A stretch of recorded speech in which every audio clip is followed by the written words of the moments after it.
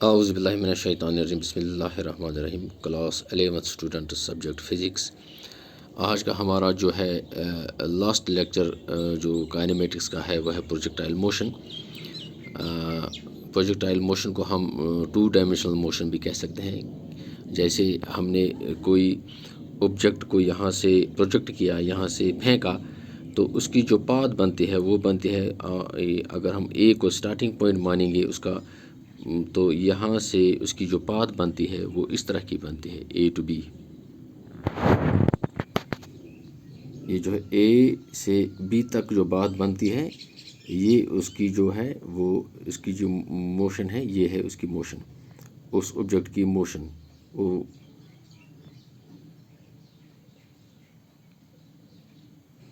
From A to be.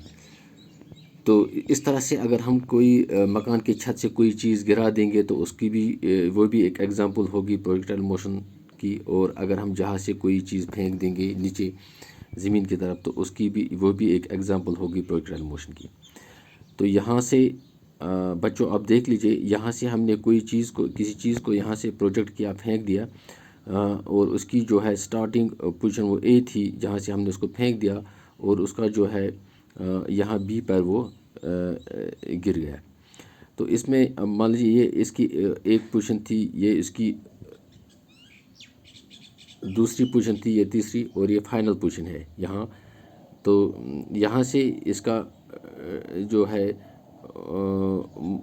वो downwards उसकी जो डायरेक्शन है, यहाँ जो है ये अपवर्ड डायरेक्शन है और यहाँ डाउनवर्ड डायरेक्शन है। तो इसका मतलब ये है कि ये ऑब्जेक्ट जो है ये जिसको हमने यहाँ से फेंक दिया, ये टू डायमेंशनल मोशन में मोशन कर रहा है, टू डायमेंशन में। इसलिए इसकी जो मोशन है वो अलॉन्ग एक्स डायरेक्शन में भी है, और इसकी जो है मोशन वो वाई डायरेक्शन की तरह भी है।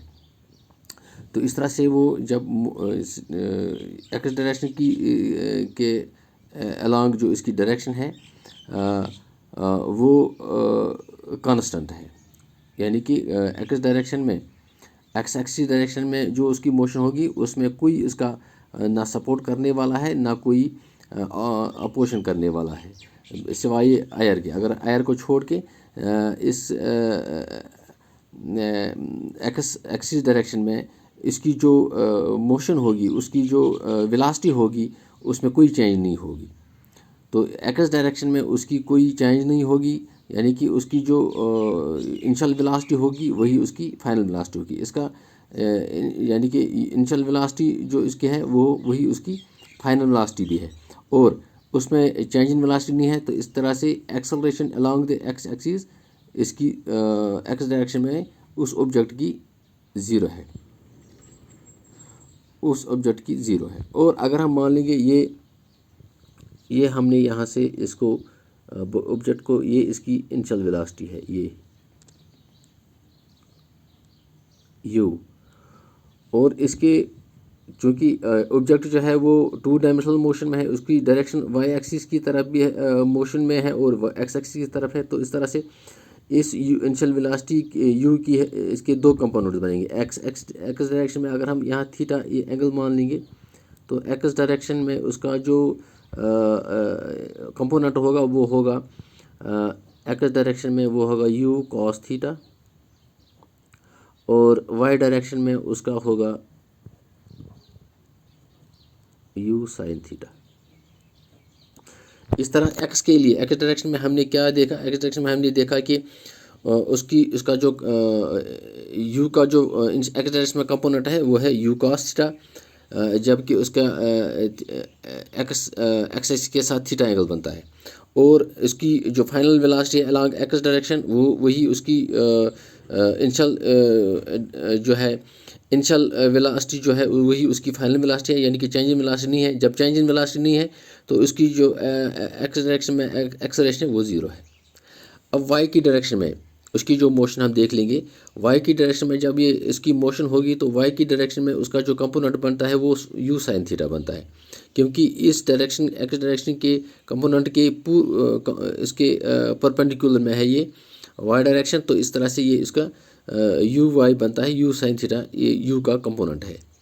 तो यहाँ से अगर हम मान लें कि यहाँ इसकी जो है यहाँ से इसकी अगर हम मान लीजिए 3 मीटर पर सेकंड स्पीड थी और यहाँ ये होगी 2 और यहाँ ये होगी 1, तो यहाँ 0।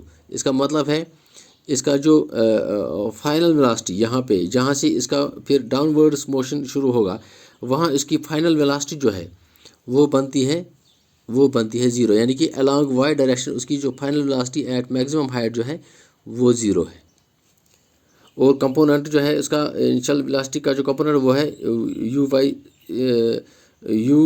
यानी कि velocity along y direction it is u sine theta. तो यहाँ चेंज इन वेलोसिटी है। सो यहाँ जो चेंज इन वेलोसिटी है, change in velocity means acceleration. तो वाई डायरेक्शन में उसकी जो है ये एक्सेलरेट हो रहा है। तो वाई डायरेक्शन में यहाँ से ये एक्सेलरेट हो रहा है। अगर ये मानेंगे 3 मीटर पर सेकंड तो यहाँ 2 है, यहाँ 1 है, तो यहाँ 0 है। तो यहाँ से फिर होगा 1, यहाँ से फिर होगा 1, फिर होगा 2, तो फिर होगा 3। तो यहाँ से जब यहाँ से ये फाइनल मैक्सिमम हाइट पर पहुँचता है तो इसकी जो वेलोसिटी डिक्रीज़ हो रही है और यहाँ से इसकी वेलोसिटी जो इंक्रीज है। इसका मतलब यह है कि इसकी जो फाइनल वेलोसिटी वी वाई 0 बनती है, तो उसके बाद after that the velocity of the object in the projectile motion increases till it reaches to the ground. So y के लिए हमने क्या देखा? वाई के लिए हमने देखा u y is equal to u sine theta और वी वाई फाइनल वेलोसिटी उसकी जो है वो मैक्सिमम हाइट पे 0 बनती है। उसके बाद एक्सेलरेशन जो है वो चेंज, यहाँ एक्सेलरेशन ये एक्सेलरेट हो रहा है क्योंकि एक्सेलरेट हो रहा है ड्यू टू ग्रेविटी। तो चूँकि इसकी जो डायरेक्शन है वो डाउनवर्ड्स है, उसकी जो ग्रेविटी जो वो नीचे की तरफ उसको खींच रहा है, तो इसलिए हमने ए वाई को acceleration along the y direction हमने माइनस जी ले लिया। एक्सेलरेशन अलोंग वाई डायरेक्शन हमने इसको माइनस जी ले लिया। तो यहाँ से तो इस सूरत में वाई डायरेक्शन में इसकी जो है चेंज इन वेलोसिटी है और एक्स डायरेक्शन में उसकी जो है चेंज इन वेलोसिटी नहीं है। तो एक्स डायरेक्शन में उसकी जो है वेलोसिटी कांस्टेंट रहेगी, यानी कि यहाँ एक्स डायरेक्शन में उसकी जो है डायरेक्शन में एक्स की वेलोसिटी है वो कांस्टेंट रहेगी और वाई डायरेक्शन में there is a change in velocity. तो at maximum height the change in velocity v y along the y direction it becomes 0, and after that it will increase, the speed will increase, the velocity will increase till it reaches to the ground from from A to B. So this point, this maximum height from the ground, from maximum height from the ground, it is known as, this is called maximum height. So at maximum height the final velocity becomes 0 after velocity after that the velocity increases due to gravity downward direction. So we take acceleration along y direction, change in velocity we take due to gravity, we take it minus g, we take it as minus g. Now we have to calculate some important things in this projectile motion. One is that we have to calculate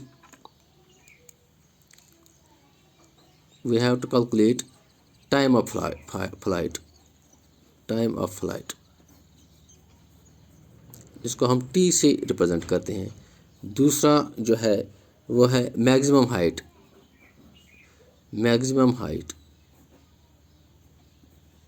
इसको हम h से denote करते हैं। और तीसरा जो है वो है हॉरिजॉन्टल रेंज, हॉरिजॉन्टल रेंज को हम r से रिप्रेजेंट करते हैं। The time of flight means the motion of the object from starting point till it reaches to the ground, it is known as time of flight. तो जो time इस motion में ये लेता है तो उसको हम यूज़ करते हैं टी से।